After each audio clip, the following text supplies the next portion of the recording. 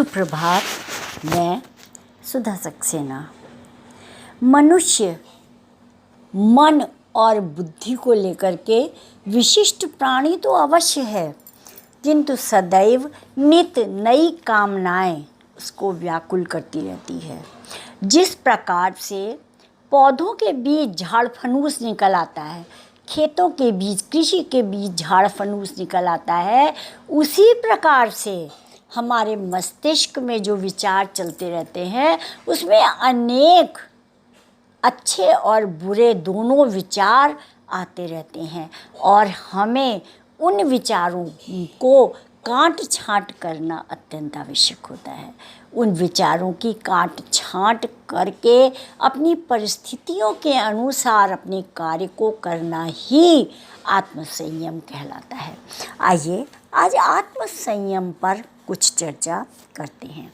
आत्मसंयम मनुष्य की ऐसी आंतरिक क्षमता है जिसके आधार पर मनुष्य अपना समग्र विकास करने में सक्षम होता है। बुरी आदतों पर नियंत्रण आत्मसंयम की शक्ति से ही संभव है। असल में यही खराब आदतें हमारी प्रगति की राह में अवरोध बनती हैं। यदि दृढ़ इच्छा शक्ति और आत्मसंयम में है सही ताल मिल जाए तो असंभव से लक्ष्य को भी सरलता से प्राप्त किया जा सकता है। संयम एक ऐसा बीज मंत्र या आवरण है जो हर स्थिति में कारगर होता है। इस संसार में जितने भी महापुरुष हुए हैं उनका जीवन यही संदेश देता है कि उनके उत्कर्ष में आत्मसंयम की महत्वपूर्ण भूमिका रही है। आत्मसंयमी होना किसी भी श्रेष्ठ व्यक्ति का प्रथम लक्षण है। जिन लोगों में आत्मसंयम होता है उनका स्वास्थ्य, रिश्ते, आर्थिक स्थिति और कैरियर अन्य लोगों की अपेक्षा बेहतर होता है। ऐसे लोग जीवन में अधिक संतुष्ट रहते हैं, उन्हें जीवन अधिक सार्थक लगता है। आत्मसंयम का जीवन रचनात्मकता से ओतप्रोत होता है। यह सद्गुण काम, क्रोध, लोभ, मोह और भय को दूर करने के साथ व्यक्ति के व्यक्तित्व को गहराई एवं गंभीरता प्रदान कर उसके जीवन को सुखप्रद बनाता है।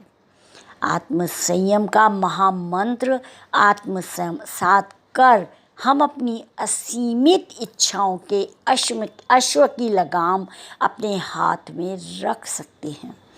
थोड़ा गहराई में जाएं तो संयमी की यात्रा कंकर से शंकर बनने की होती है।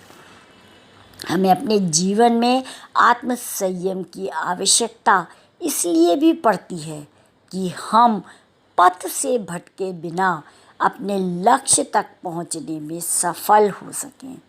हमें मार्ग से भटकाने वाले कई विकल्प प्रतिदिन मिलते हैं, तो उस भटकाव से बचाने में आत्मसंयम ही उपयोगी सिद्ध होता है। दूसरी ओर असंयमी व्यक्ति अपने जीवन का अधिकांश भाग व्यसनों के वशीभूत होकर के व्यर्थ कर देता है। संयम की साधना में संगति और स्थान विशेष का काफ़ी असर पड़ता है। इसीलिए संगति, स्थान और वातावरण का चयन बहुत ही सावधानी और बुद्धिमत्ता पूर्वक करना चाहिए। यदि हमें संगत अच्छी होगी, गुरु अच्छा होगा, वातावरण अच्छा होगा तो और हमारा भोजन और नियमित दिनचर्या होगी तो निश्चित रूप से हमारे मस्तिष्क में भी सद्विचार आएंगे और मानसिक रूप से हम इतने सशक्त हो जाएंगे कि जो झाड़ फनूस विचारों की निकल आती है उन सबको हम काटने में समर्थ हो जाएंगे और सहज रूप से अपने जीवन की राह पर चलते रहेंगे। तो आज इतना ही। आप सब ने मेरे चैनल को लाइक और सब्सक्राइब करके जो स्नेह दिया है उसके लिए हृदय